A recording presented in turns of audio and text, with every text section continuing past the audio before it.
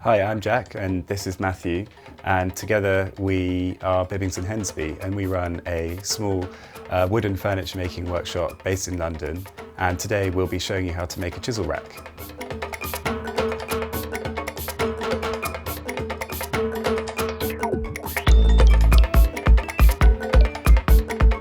So today we're going to make a chisel rack that houses 6 chisels. If you're a beginner woodworker or have an interest in woodworking, this is a really great project to start you off, especially if you've got a new set of chisels, as it will teach you a lot about how to use them, and you'll finish up with something that will enable you to store them safely. We're going to start with these 2 pieces. They're both 350 millimeters long by about 140 wide. So step 1 is marking out your timber. What we need to do is we need to lay out our chisels onto the soon-to-be chisel rack in the position that we want them to be in.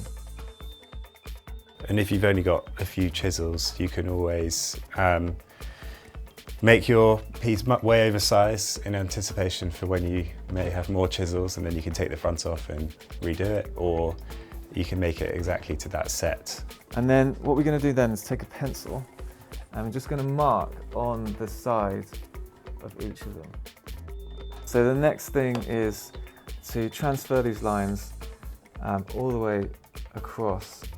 The great thing about what we're doing here and the way that we're marking out and the process that we're using is that you can transfer that exact same methodology that we're using to all sorts of other joinery and woodwork. So once you know this process, you can apply it to your future projects. So step 2 will be sawing the shoulders. So I'm going to use for this my back saw, but for this job you can use any back saw, you can use Japanese saws. We sometimes use Japanese saws. Predominantly we like to use Western saws though, but anything really will do, any sort of like small saw. I'm also going to have on hand this oiling can, and this is a very important addition to the workshop. It's simply a can with a rag in it which is soaked in oil, and just means that you can easily transfer oil onto your tools, keeping them lubricated, stopping them from rusting, but also making them work better, lessens the friction in the cut. So what we're going to do is we need to saw down each of these lines down to the depth that we've set, and whereas normally the general practice is to saw on the waist side of your line, which will be on this side of the line, because we want these housings to be slightly wider than our chisels. We're going to do the opposite. We're going to saw on the keep side. By sawing on the keep side of the line, I don't mean saw drastically over. I mean saw onto the line or touching the line, but rather than sawing the line away, sawing it, leaving it on, and placing your saw kerf on the keep side. So starting on the far edge, using my thumb to steady the saw, but start slowly working down, blowing sawdust out of the way as I go. And then, as you can see here, on this face, I'm down already to my depth stop, on my depth line. So I don't want to go any further down on the front. I'm going to drop the back edge of the saw to meet the back edge. And now it's flat. I'm just going to work my way all the way down now to my depth line. And so now that I've done one of those, I've shown you how to do one, I'm just going to go ahead and do the remaining 11.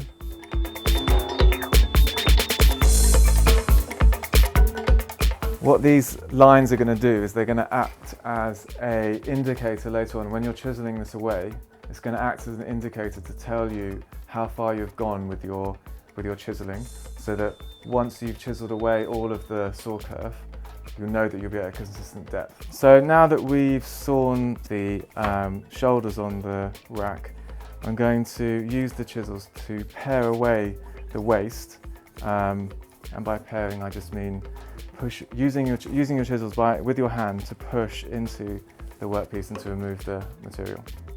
The great thing about the hold downs is their simplicity. So it's just a bar through a hole, and then using a mallet, it holds it down, and then it doesn't go anywhere. They're incredibly strong. And so what I've made sure to do is to bring the workpiece right up to the edge of the front of the bench, the front of my bench, which is going to make this next job much more straightforward. So the general idea here is to use your chisels to push through the timber just below the top of the surface. I'm going to go in and slowly push and wiggle, slightly wiggle, and then the first one is normally the hardest one to control. Slowly going, and I'm going to go as far as I can. So as you can see, now that little bit's been taken away, you can see now where the chisel's going to sit in the housing. It's just going to sit there like that. So that's the first one done. I'm going to move on to the next one now. Another good, once you're confident doing that, another nice technique to start to practice is to use your hand as effectively a mallet. And this is a really, really nice controlled way of adding a short burst of power to your chisel. And when you're starting off at the edge like this, it can be really helpful. And just giving a push like that.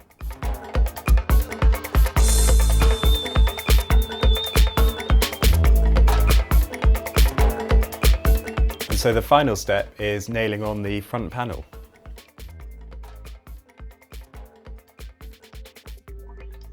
So I'm just using these little pin nails, which obviously need to be shorter than the depth of your overall chisel rack. You don't need to go overboard with nails at this point. All it's doing is holding the two pieces together. So I'm just going to use a few of them. One nice tip for using nails is rather than driving your nails straight down, if you angle them, so one angled that way and then another one angling the other way, the two of them acting against each other decreases the likelihood that the board is going to be able to go up. It has they have a greater effect.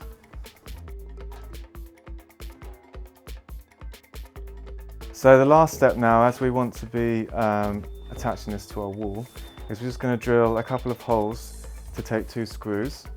So you're aiming for holes in between the housings.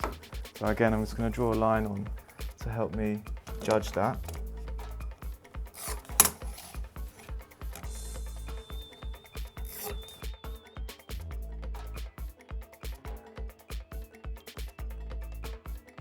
Now, put the screw in. That sits in there nicely like that. And that's it, we're done. And there you have it, a finished chisel rack. We're happy with this, and when your chisels are in the rack, then it will all look really nicely organised. We'll now check all our chisels fit, and it's ready to go on our tool wall.